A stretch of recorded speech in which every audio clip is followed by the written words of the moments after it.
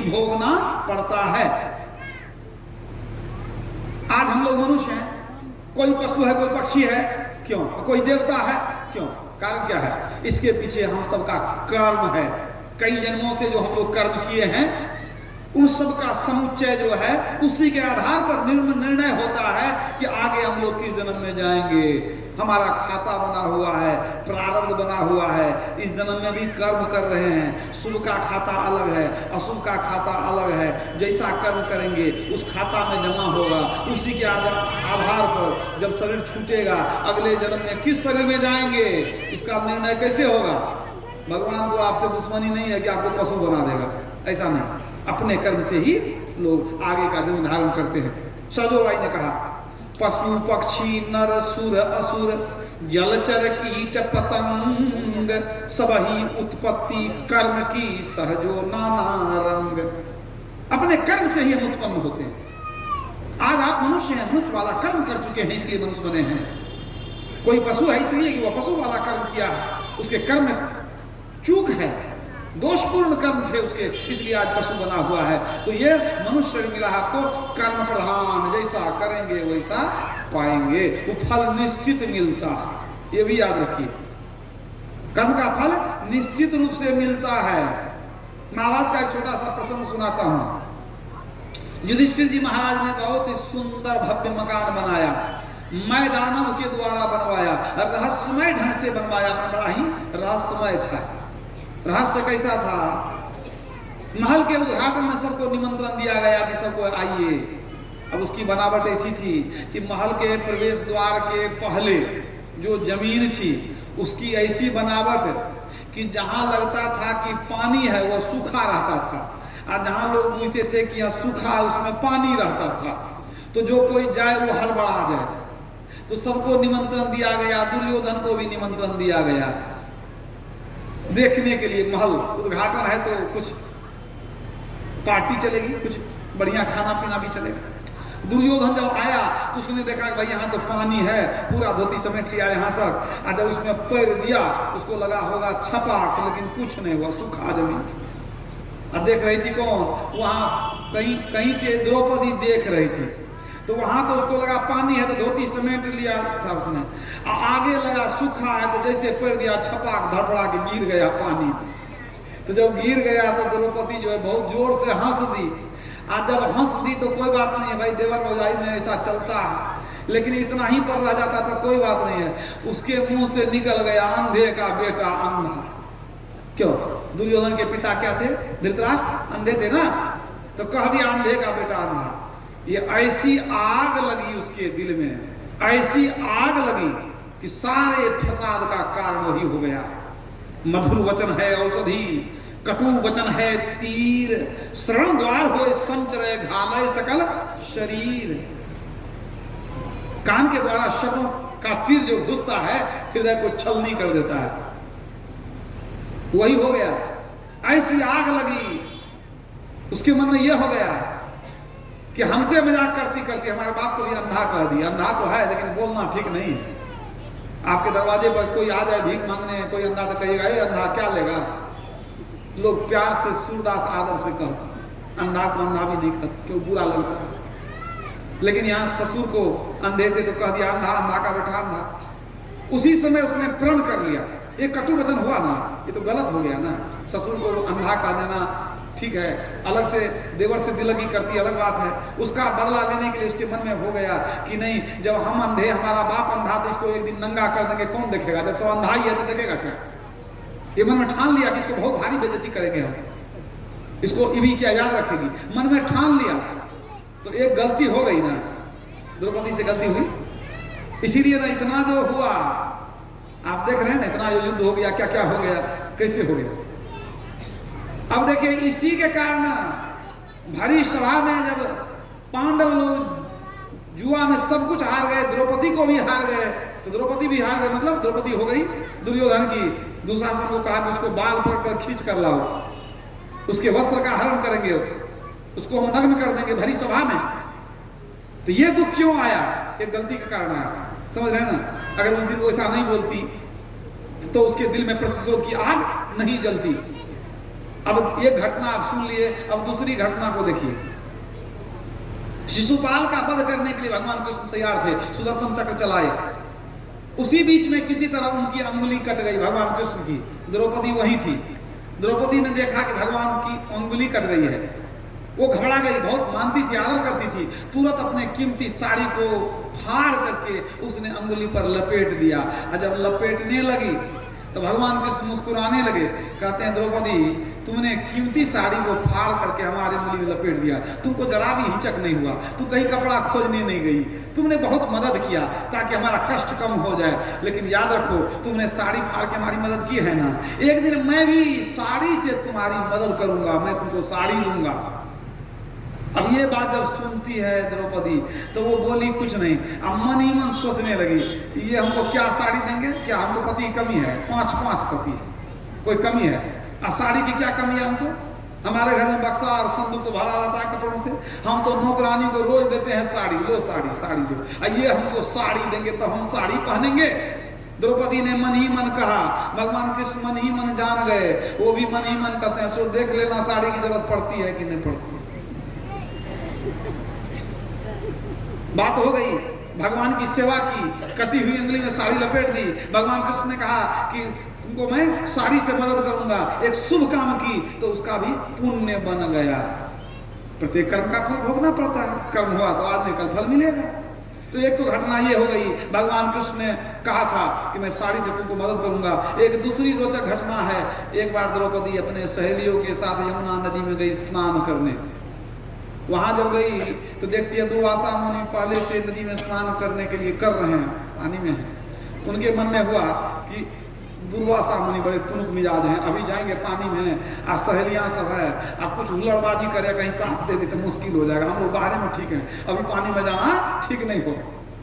तो वे सोचने लगी कि जब ये निकल जाएंगे तब हम पानी में जाएंगे, तब नहाएंगे, ये नहा लेंगे तब हम लोग जाएंगे, कहीं पानी गंदा हो जाए, कुछ और हो जाए तो हम बाहर में बैठ करके अपना बातचीत करने लगी। अब बहुत समय बीतते जा रहा, वो पानी से निकल ही नहीं रहे थे। तब द्रौपदी सोचने लगी, पानी में क्यों इतना देर, तो नहीं नहाते हैं कभी, इतना देर पानी में क्यों है?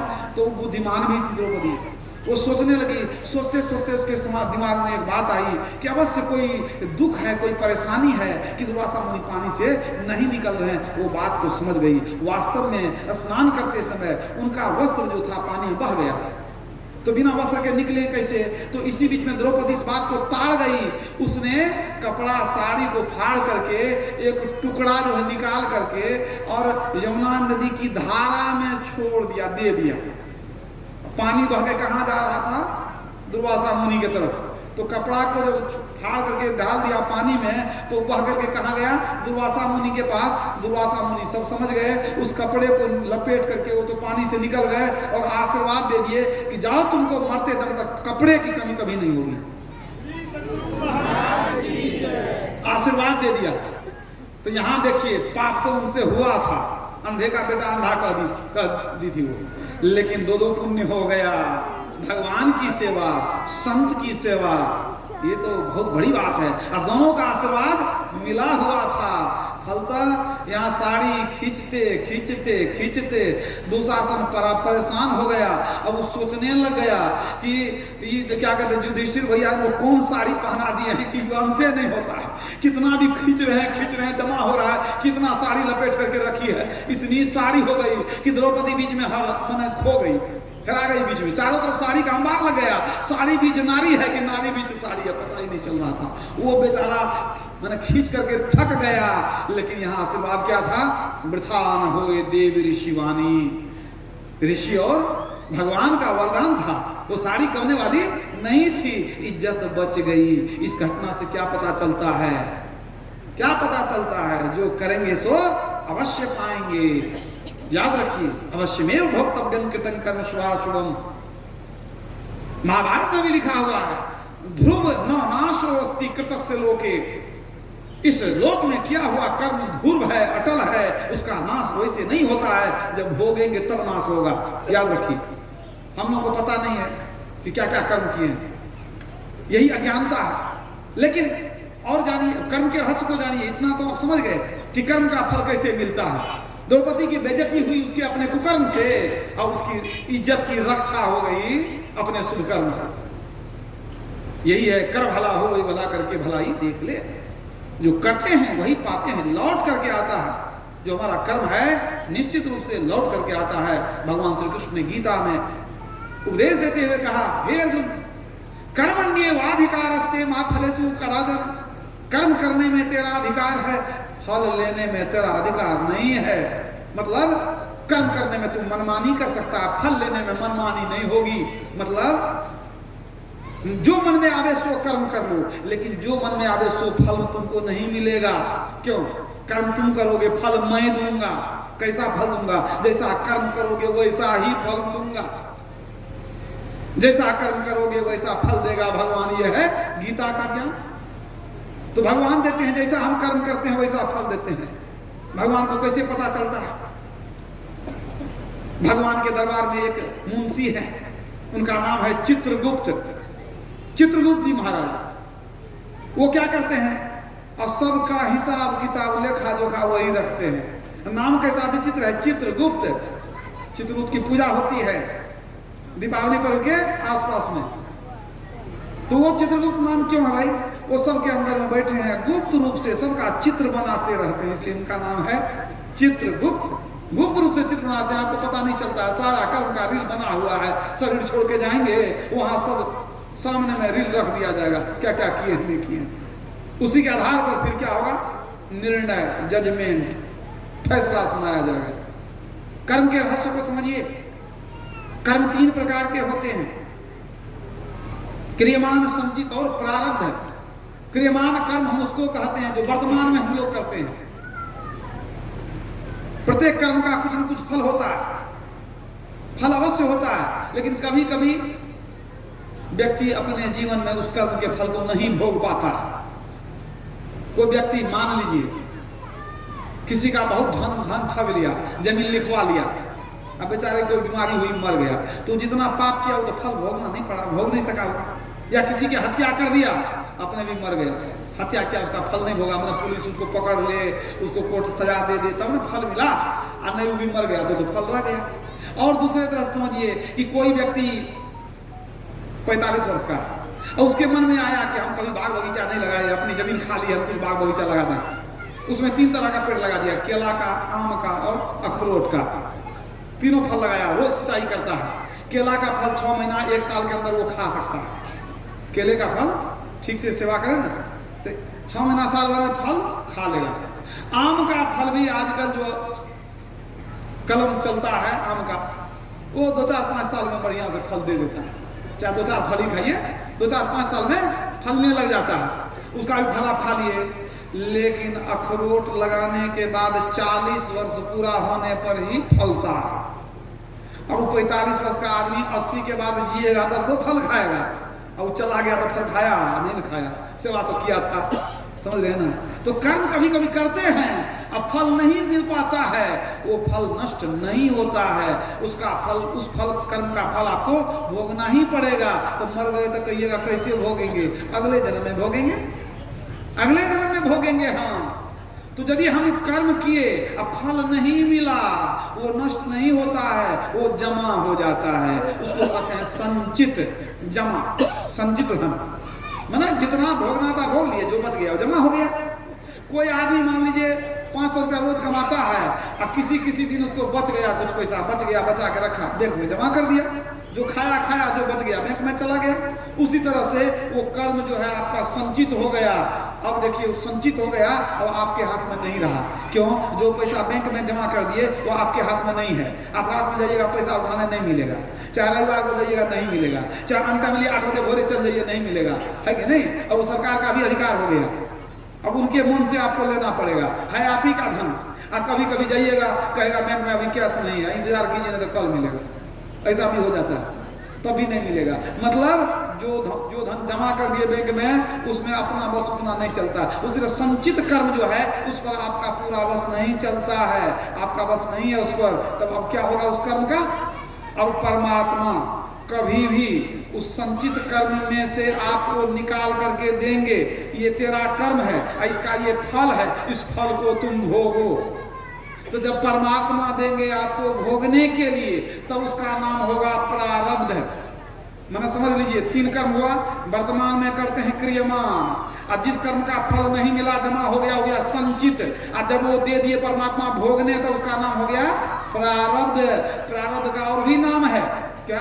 उसी को कहते हैं भाग्य, उसी को कहते हैं होनी, उसी को कहते हैं किस्मत का लिखा। समझ गए नहीं? और जब परमात्मा दे दिए कि आपको भोगना है, तब आप रो करके भोगिए कि हंस के भोगिए कि माथा पटकिए, आपको भोगना पड़ेगा, वो आप ही का हिस्सा है।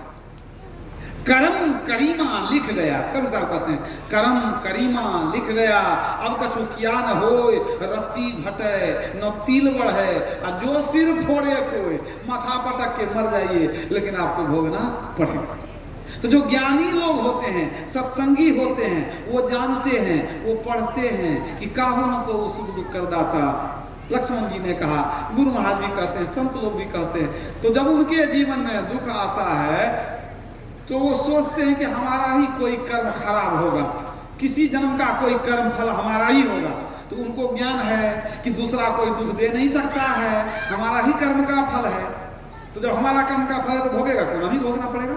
तो ज्ञान से भोग लेता है, और जो अज्ञानी है वो माँ को, बाप को, पत्नी को, पति को, पड़ोसिया को, सरकार को, सबको दोष देगा। सबका दोष है, लेकिन हमको दोष नहीं है, हमारा कोई दोष इसमें नहीं है। देह धरे का दंड है, देह धरे का दंड है, सबका हु को होय, अज्ञानी भुगते ज्ञान से, अज्ञानी भुगते रोय।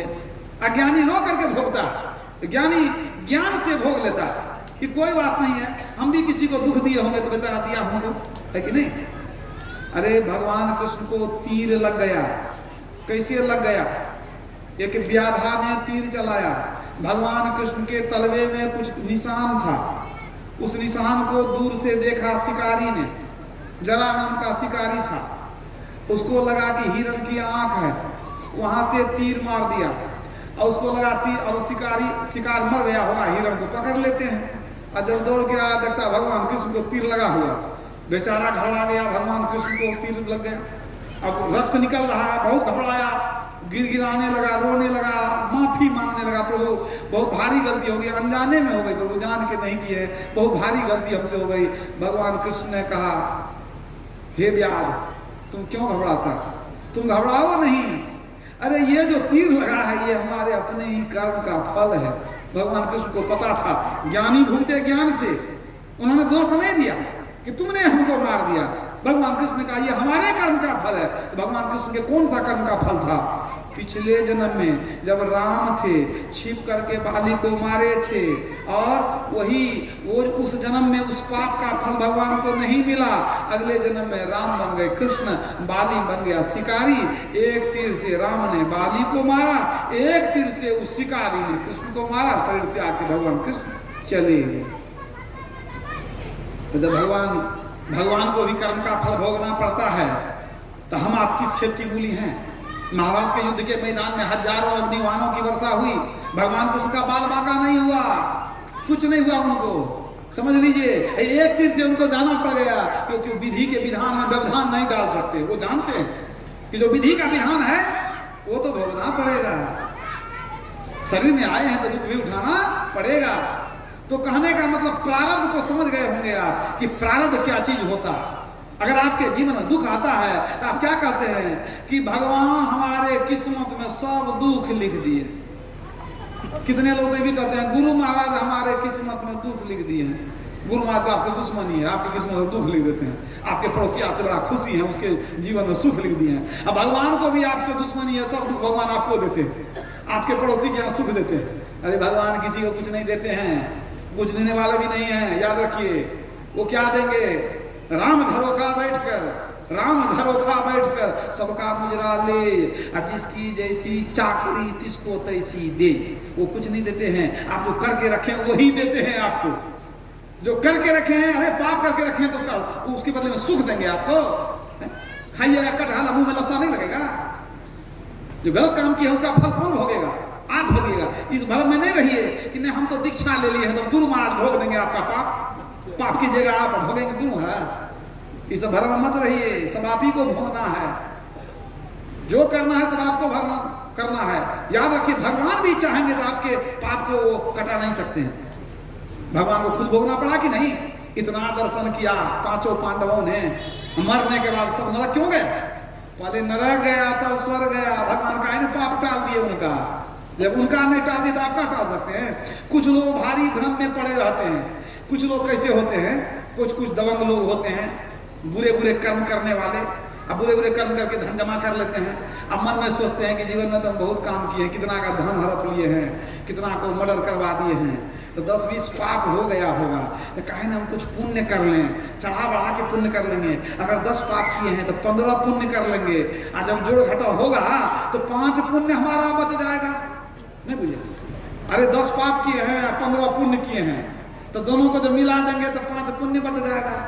ऐसा लोग सोचते हैं। इसीलिए ऐसे ऐसे पापी लोग, जब पूजा पाठ होता है, कहीं मेला लगाएगा, कहीं मूर्ति बनाएगा, कहीं उसको मुकुट पहनाएगा दुर्गा जी को, कभी कुछ करेगा, कभी कुछ करेगा, कभी कुछ ना कुछ करता है कि हमारा पाप कटेगा। ये पाप कटने वाला नहीं है, वो महामूर्ख है जो सोचता है कि पुण्य करेंगे तो पाप कट जाएगा। युधिष्ठिर जी का नाम था धर्मराज युधिष्ठिर, बहुत धर्मात्मा थे। कोई तीर्थ ऐसा नहीं था जो छोड़ दिए हों, कोई ऐसा मतलब पावन जगह नहीं था जहां न जाते हो मंदिर में और क्या कहते हैं कि धामों में, सब जगह जाके पूजा करते थे। लेकिन इतना पूजा किए, महाभारत के युद्ध में आधा झूठ बोले, अश्वत्थामा हतो नरो वा कुंजरो। द्रोणाचार्य गुरु द्रोणाचार्य को मारने के लिए भगवान कृष्ण के कहने पर आधा झूठ बोले कि अश्वत्थामा मर गया, मरा था हाथी, या सुना दिया अश्वत्थामा मर गया, ताकि उनको लगे हमारा बेटा मर गया है। यही सब चक्रव्यूह था। मतलब इसी दुविधा में कथा तो उधर जाने से थोड़ा सा समय ज्यादा बर्बाद हो जाएगा। आधा झूठ बोले भगवान कृष्ण के कहने पर, लेकिन उसी झूठ के कारण उनका अंगूठा गल गया और नरक देखना पड़ गया। भगवान ने उनको नहीं बचाया। मतलब क्या है? कर्म का फल सबको भोगना पड़ता है, कोई बच नहीं सकते। आज इस संसार में आप रोते हैं, किसी को देखते हैं हंसते हुए, आपको ईर्ष्या होती है, उसके जीवन में कितनी खुशी है, हमको दुख ही दुख है। आप ईर्ष्या मत करिए। यह कर्म जगत की खेती है, कर्मों का फल यहाँ मिलता है। अपने ही कर्मों के फल से कोई हंसता है, कोई रोता है। अपने कर्म के फल से आप रोते हैं, कोई हंसता है। याद रखिए, तुलसीदास जी ने लिखा है, तुलसी यह तन खेत है, मनवच कर्म किसान, पाप पुण्य दोई बीज है, लुढ़े सो लुढ़े बुए सो लुढ़े निदान। तुलसी यह तन खेत है, मनुष्य शरीर खेत है, कर्म प्रधान शरीर है, जो करना है कर लो। तुलसी यह तन खेत है, मन वचन और कर्म किसान है, अब पाप पुण्य 2 बीज है। आप जो कर्म करते हैं, अच्छा करते हैं या बुरा करते हैं, पाप पुण्य 2 बीज है। जैसा लगाएंगे वैसा ही पाएंगे। जिंदगी भर लगाए बबूल का पेड़ तो आम कहां से खाएंगे? होगा? नहीं होगा। जो लगाएंगे वही पाएंगे। इसलिए समझ लीजिए, ये मनुष्य शरीर जो है कर्म प्रधान शरीर है। बिना कर्म के कोई रहता नहीं है, सब कुछ न कुछ करता है, और जो करता है वही लौट करके फिर सामने आता है। तो सारे धर्मों का सार है कि कर्म फल अवश्य ही भोगना पड़ता है, इसके बिना कोई उपाय नहीं है। बड़े बड़े राजा महाराजा हुए, सबको कर्म फल भोगना पड़ा। कबीर साहब की वाणी में कितना सुंदर आया, मुनि वशिष्ठ से पंडित ज्ञानी, अशोधि के लगन धरी। कि कल शुभ मुहूर्त में भगवान राम को राजगद्दी दिया जाएगा, लगन बनाए, अशोधि के लगन धरी, सीता हरण मरण दशरथ को बनहू में विपत पड़ी। सोचिए, अयोध्या के बदला जंगल का राज मिल गया, पिताजी मर गए तो जाके मुंह भी नहीं देख सके, सीता जी का हरण हो गया, और लक्ष्मण जी को शक्तिमान लग गया, भगवान बैठ के रोने लगे। सोचिए, जब इतना सुंदर लगन देख करके मुहूर्त बनाए थे, तो इतना विघ्न बाधा इतनी कैसे आ गई? ये सब कर्म जगत की खेती है, सारा कर्म का चक्कर है। जो करेंगे वही पाएंगे। राज स्वामी साहब ने कहा, कर्म जो जो करेगा तू वही फिर भोगना भरना। कर्म जो जो करेगा तू वही फिर भोगना भरना। बड़ा बैरी यह मन घट में इसी का जीतना कठिना। ये मन बड़ा बैरी है, दुश्मन है, ये बात नहीं मानता है, गलत काम करा लेता है, अब बाद में फल भोगते रहते हैं। तो जो करेंगे वही भरेंगे। राज स्वामी साहब ने कहा, गुरु नानक देव जी महाराज का वचन है, जो मैं किया सो मैं पाइया, दोष न दीजे अवर उजड़ा। जो मैं करता हूं वही पाता हूं, दूसरे को दोष देना एकदम बेकार। दूसरे को दोष देके क्या कीजिएगा? शुभ कर्म ही करना चाहिए, याद रखिए। इसीलिए शुभ कर्म ही करना चाहिए। रावण मर रहा था, भगवान राम ने लक्ष्मण जी को भेजा, एक विद्वान ज्ञानवान पंडित मर रहा है, जाओ कुछ ज्ञान ले लो। लक्ष्मण जी ने कहा नहीं जाएंगे, वो दुश्मन है। कहा दुश्मन से भी ज्ञान लेना चाहिए। अरे दुश्मन है तो क्या हुआ, जाके ज्ञान ले लो। लक्ष्मण जी गए, विनती किए कि भैया भेजे कुछ ज्ञान लेने के लिए। रावण ने कहा कि आपके भैया क्या नहीं जानते हैं, सब कुछ जानते हैं, त्रिलोक के स्वामी हैं, वो हमसे क्या सुनेंगे। उनको ज्ञान हो गया, पहले मालूम नहीं था, पहले बुझते थे कोई है, कोई राजकुमार होगा, कोई तपस्वी होगा, हमारा क्या बिगाड़ लेगा, वो आदमी है। बाद में पता चल गया हमको मारने वाला कोई साधारण आदमी नहीं है। तब कहता रावण वो क्या नहीं जानते, हमसे क्या सुनना चाहते हैं। फिर भी अगर चाहते हैं कि हम कुछ कहें तो उनको बुलाइए, अंतिम में दर्शन देंगे तब हम कुछ कहेंगे। वो भी अपना उल्लू सीधा कर रहे। इतना दिन तो दर्शन हुआ था, हम दुश्मन समझते थे, एक बार भी मरते समय दर्शन हो जाए कल्याण है। भगवान राम आए तो रावण कहता है प्रभु अब तो हमारे सारे रक्त निकल गए, हम मरणासन स्थिति में हैं, कुछ श्वास बाकी है, कब मर जाएंगे ठिकाना नहीं। फिर आप कहते हैं कुछ उद्देश्य सुनाने, आपको हम क्या सुना सकते हैं, हम तो आपके जन्म जन्म के दास हैं। ये तो सांप से हम इस तरह बन गए। लेकिन आप लोग कहते हैं फिर भी कुछ सुना देते हैं। हे प्रभु हम जो भी सुनाएंगे तो ये नहीं सोचिएगा कि कहीं पढ़े हैं, चाहे कोई कहीं से सुने हैं। न पढ़ी हुई बात मैं कहूँगा, न सुनी हुई बात कहूँगा, अपने जीवन के अनुभव की बात मैं सुनाऊंगा। हे राम अगर शुभ काम मन में हो, अच्छा काम करने का हो, तुरंत कर लेना चाहिए। अब बुरा काम अगर मन में हो तो टालते टालते टाल दीजिए, उसी में भलाई है। हमको अच्छा काम करने का मन हुआ था, हम देखिए समुद्र का पानी बड़ा नमकीन है, पिया नहीं जाता है, कोई काम का नहीं है। मन में आया कि इसको उलीच करके खाली कर देंगे, किसी समुद्र में दूध, किसी में दही, किसी में मक्खन, किसी में घी भर देंगे, ताकि किसी को खाने पीने की कमी नहीं रहेगी। हे राम हम इतना शक्तिशाली थे कि कुछ भी कर सकते थे। सोचे अच्छा छोटा मोटा काम है, कभी बैठ के कर लेंगे, कोई बड़ी बात नहीं है, कभी कर लेंगे। दूसरी बात हमारे मन में आई कि सोने का की लंका तो हम बना दिए और सोना में सुगंध नहीं है, मजा नहीं आता, अलग से परफ्यूम डालना पड़ता है, अलग से सुगंधी देनी पड़ती है ना। घर में लोग सुगंधी क्यों जलाते हैं? हम चाहते थे कि सोना में सुगंध भर दें ताकि जहां सोना रहे वहां सुगंध भी हो जाए। काश रावण को कर देता तो माताओं को सुगंधी लगती रहती कि नहीं, बताइए, कान में नाक में सोना पहनते। तो रावण कहता है हमारे मन में था कि सोना में सुगंध भर देंगे, लेकिन आलस में सोचा अच्छा कभी कर लेंगे, वो काम भी बाकी रह गया। और तीसरी बात, एक बार हम नरक की तरफ से गुजर रहे थे, जीव को बड़ा कष्ट दिया जा रहा था, बहुत दुख दिया जा रहा था जीव को। हमको भी दया आ गई, मेरे मन में हुआ कि काहे लोग नरक में जाता है, क्यों न धरती से स्वर्ग तक हम सीढ़ी बना दें, सब जीव उस पर चढ़ करके स्वर्ग चला जाएगा, किसी को नरक जाना नहीं पड़ेगा। मन में था, अरे हमारे अंदर में तो विश्वकर्मा हो, ब्रह्मा हो, सब हमारे अंदर में था। हमारा बेटा तो इंद्र भगवान को बांध करके रखा था, इंद्रजीत नाम हो गया। तो जब देवताओं को राजा को बांध के रखे थे तो हमको क्या कमी था?